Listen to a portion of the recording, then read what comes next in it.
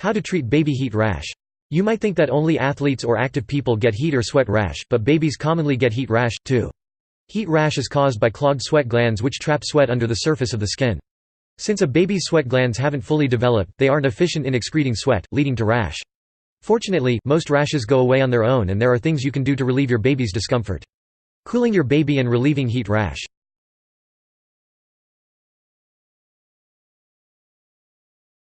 Bathe your baby. As soon as you suspect your baby has heat rash, begin to cool him down. Give your baby a bath in lukewarm water to bring his body temperature down. Just avoid using cold water. Cold water could shock your baby because of the extreme temperature difference.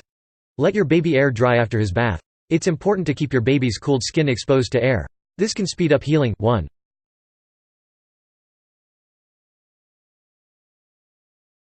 Cool the room. You may notice your baby is overly warm after napping in a warm room.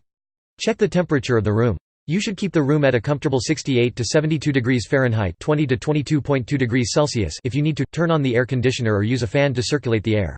If you don't have air conditioning and a room fan isn't doing enough to cool the room, consider taking your baby to an air-conditioned public place like a mall or library. Studies have shown a decreased risk of sudden infant death syndrome (SIDS) if a fan runs in the baby's room while the baby sleeps. 2.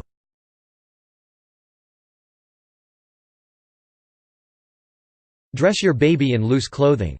Remove your baby from swaddling or remove warm clothing like long-sleeve shirts, coats, etc.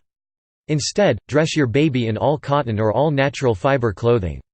This will help him cool off since moisture won't remain on her skin. Babies are more prone to heat rash if they're overwarm, overdressed or swaddled, or have a fever. 4.